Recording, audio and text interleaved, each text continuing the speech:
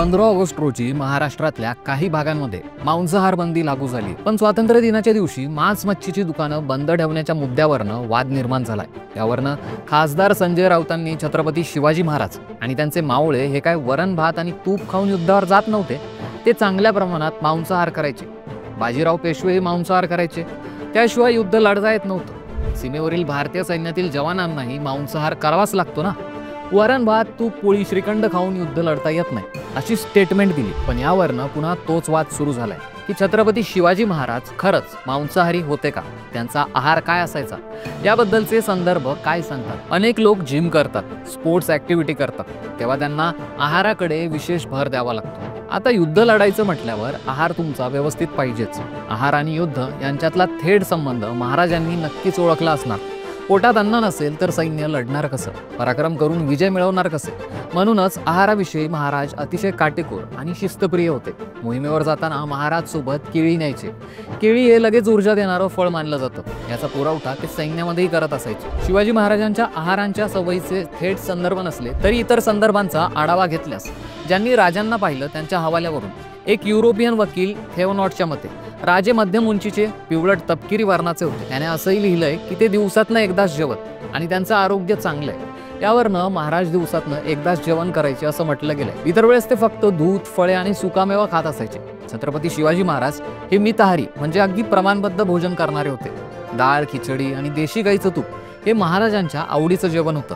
महाराजांच्या आहारामध्ये ज्वारी, बाजरी, नाचणीची भाकरी, दूध, लोणी, दही, तुपाचा वापर होत होता। सैन्यासाठीही या गोष्टींचा वापर त्या काळात केला जात असे। आता छत्रपती शिवाजी महाराज हे शाकाहारी होते की मांसाहारी, ही बाब याविषयी आजही अनेक मतमतांतर आहेत। पण बहुतांश वेळा इतिहासात महाराज हे शाकाहारी असल्याचीच नोंद दिसते।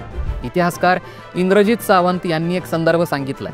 जेव्हा शिवाजी महाराज आग्र्याला औरंगजेबाच्या कैदेत होते तेव्हा शिवाजी महाराज तिथे सुकामेवा खात होते आणि एक वेळ जेवत होते असा इतिहासात उल्लेख आढळतो।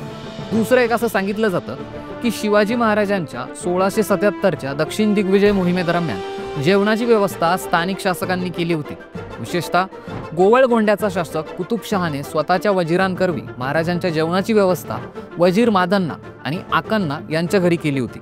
मादन्ना आणि आकन्ना हे दाक्षिणात्य ब्राह्मण होते आणि ते शुद्ध शाकाहारी होते असं सांगितलं जातं। काही नोंदींनुसार महाराज शाकाहारी असले तरी मांसाहार करणाऱ्यांना त्यांचा विरोध नव्हता, हे लक्षात येतं। त्यांचं एक उदाहरण सावंतांनी दिलेलं। रायगडावर शिवाजी महाराजांच्या राज्याभिषेकाच्या वेळी इंग्रज वकील हेनरी आणि त्याचे सहकारी आले होते, तेव्हा त्यांना राज्याभिषेकाआधी गडावर वास्तव्यासाठी बोलवण्यात आलेलं। महाराजांचा राज्याभिषेक सोहळा हा सगळ्यांसाठीच अतिशय पवित्र सोहळा होता। त्यात गडावर अनेक ब्राह्मण आलेले। असं असताना महाराजांनी हेनरीला खाण्यासाठी लागणारं मांस गडावर रायगडवाडीतून पोहोचवण्यासाठी व्यवस्था केली होती। असं म्हटलं जातं की तो हेनरी इतकं मांस खात होता की खाटीक एकदा इतकं मांस कोण खातंय हे बघायला आलेला होता। थोडक्यात रायगडावर मांस खायला बंदी नव्हती। महाराजांच्या दरबारातही मांसाहाराला मान्यता होती। महाराजांच्या काळात मांसाहार करणं ही काय फार असामान्य गोष्ट नव्हती, हेच यावरनं समजतं। पण याची लेखी नोंद कुठे सापडत नाही। पण शिवाजी महाराज जातीने मराठा होते म्हणजे त्यांच्या घरात मांसाहार चालत होता अशी नाण्याची दुसरी बाजूही इतिहासकारांकडून समोर केली जाते। छत्रपती शिवाजी महाराजांच्या परंपरा पाहिल्या असता भोसले कुळाचं कुलदैवत आहे तुळजापूरची भवानी देवी। या भवानी देवीला दसऱ्याला मांसाहारी नैवेद्य दाखवण्याची प्रथा आहे किंवा देवीला बकऱ्याचा बळी आजही दिला जातो। याचाच अर्थ असा की आजचे जे छत्रपती आहेत, मग ते सातारचे असो किंवा कोल्हापूरचे असो, या दोन्ही घराण्यांमध्ये मांसाहार केला जातो असं सांगण्यात येतं। इतिहासातील नोंदी पाहता प्रतापगडावर शिवरायांनी भवानी देवीचं मंदिर बांधलंय आणि नदीतून शिळा आणणाऱ्या यसाजी पानसरे यांना मंदिराचा हवाला सांगितला। त्यामध्ये मिळालेल्या पत्रांमध्ये देवीच्या नैवेद्याचं बकरं लागणार असल्याची नोंद। रायगडाची शिरकाई देवी, प्रतापगडावरची भवानी देवी यांनाही बळी दिला जात होता। सिंधुदुर्गात असणाऱ्या शिवरायांच्या मंदिरासमोर कधी काळी महाराजांच्याच एका तलवारीने तिथे बळी दिला जात होता, हेही बोललं जातं। शिवाजी महाराजांचे ठोस संदर्भ नाही, पण संभाजी महाराजही मांसाहारी होते।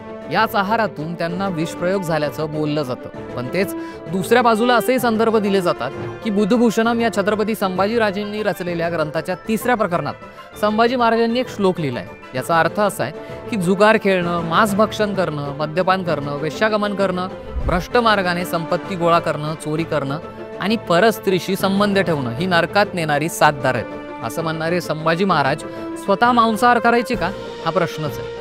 थोडक्यात छत्रपती शिवाजी महाराज असतील व संभाजी महाराज असतील, ते मांसाहार करायचे का हा विषय अजूनही ऐतिहासिक दृष्टिकोनातनं स्पष्ट नाहीये. या माहितीबाबत तुम्हाला काय वाटतं? कमेंट करून तुमची मतं सांगा आणि ऐतिहासिक माहितीपर व्हिडिओजसाठी लगावबत्ती या आमच्या यूट्यूब चॅनलला सबस्क्राईब करायला विसरू नका.